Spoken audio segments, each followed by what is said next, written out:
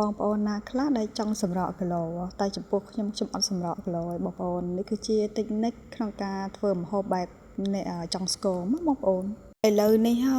និយាយចាំទៅសម្រាប់អ្នកដែលគាត់ចង់ស្គមគឺមានច្រើនខ្លាំងមែនតើហើយបើអ្នកចង់ឡើងគីឡូវិញគឺមានតិចបំផុតហើយថ្ងៃនេះផងដែរគឺខ្ញុំចង់យកមុខម្ហូបសម្រាប់អ្នកដែលគាត់ចង់សម្រកគីឡូឬក៏ចង់ស្គមនឹងឯងបងប្អូនព្រោះថាមានបងប្អូនអ្នកចិត្តខាងអីហ្នឹងបងប្អូនគឺគាត់ឆាតមកសួរខ្ញុំថាខ្ញុំចង់ស្គមដូចគាត់ដល់ហើយត្រូវធ្វើម៉េចអញ្ចឹងណាចឹងហើយថ្ងៃនេះគឺខ្ញុំមកបង្ហាញវិធីធ្វើម្ហូបសម្រាប់អ្នកចង់ស្គមនឹងឯងគឺឆាស្ពៃជាមួយនឹងសាច់គោហើយចំពោះសាច់គោវិញគឺយើងអត់យកចិត្តខ្លាញ់ណាបងប្អូនគឺយើងយកសាច់សុទ្ធតែម្ដងចឹងហើយគឺយើងដាក់តែខ្ទះមកហើយចាក់ប្រេងឲ្យក្តៅរំលីងខ្ទឹមយើងឲ្យឡើងឈ្ងុយមកហើយយើងឆាសាច់គោយើងឲ្យយើងឆ្អិនបន្តិចបានហើយបងប្អូនណាគឺយើងអត់ឆាយូរទេហើយយើងមកផ្សំគ្រឿងមានដូចជាស្ករមួយស្ព្រាបាយប៊ីចេងកន្លះស្ព្រាបាយអំបិលមួយចិបម្រេចមួយចិបផងដែរប្រេងខ្យងប្រហែលជាមួយស្ព្រាបាយផងដែរនិយាយចំទៅតិចនៅក្នុងឆានេះគ្រឿងផ្ទះបាយមានប៉ុណ្ណាគឺដាក់ប៉ុណ្ណឹងមកហើយទឹកត្រីមួយច្រោយពីរច្រោយមក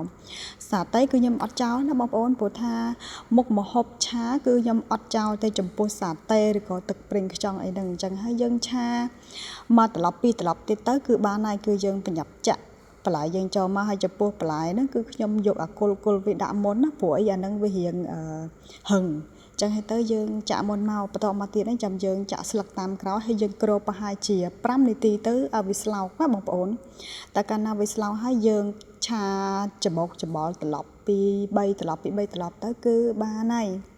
ហើយមុខម្ហូបមួយមុខនេះសម្រាប់បងប្អូនដែលគាត់ចង់ស្រកគីឡូគាត់កាំងគីឡូគាត់អីហ្នឹងគឺគាត់អាចធ្វើបែបនេះបានណាបងប្អូនមិនបាច់តែប្រើថ្នាំអីនាំតែប៉ះពាល់ដល់សុខភាពបងប្អូនទេនិយាយចាំទៅអត្ថប្រយោជន៍បន្លែយើងបងប្អូនចំពោះបន្លែឬមួយក៏ផ្លែឈើគឺអាចសម្រកគីឡូយើងបានឥឡូវមុខម្ហូបសម្រាប់បងដែលគាត់សម្រកគីឡូគឺឆ្អិនហើយនៅពេលដែលឆ្អិនហើយគឺយើងចាក់ស្លឹកខ្ទឹមទៅគឺរួចរាល់ហើយបងប្អូនមើលទៅតំណងអត់ហើយបើសិនជាតំណងកុំភ្លេចជួយចុចតាមដាននិងជួយចុច like ហើយនិង share ម្នាក់មួយផងណាដើម្បីទទួលបាននៅវីដេអូថ្មីជារៀងរាល់ថ្ងៃសម្រាប់តិចនិចមួយនេះបងប្អូនគឺខ្ញុំធ្វើតាមបែបចិនទេបងប្អូនខ្ញុំមើលវីដេអូចិនណាព្រោះថាតិចនិចរបស់ចិនគឺគាត់បកកែខ្លាំងមែនតើគឺគាត់បកកែរើសមុខម្ហូបសម្រាប់អ្នកស្គមអ្នកថតគឺគាត់ជំនាញខ្លាំងណាបងប្អូនហើយមុខម្ហូបមួយមុខនេះគឺខ្ញុំធ្វើយូរម្ដងម្កាលទេបងប្អូនព្រោះដោយសារអីខ្ញុំស្គមស្រាប់ចឹងហើយគឺខ្ញុំចង់ថតហើយសម្រាប់វីដេអូនេះដែរគឺផ្ញើជូនអ្នកដែលគាត់ឆាតមកសួរខ្ញុំអញ្ចឹង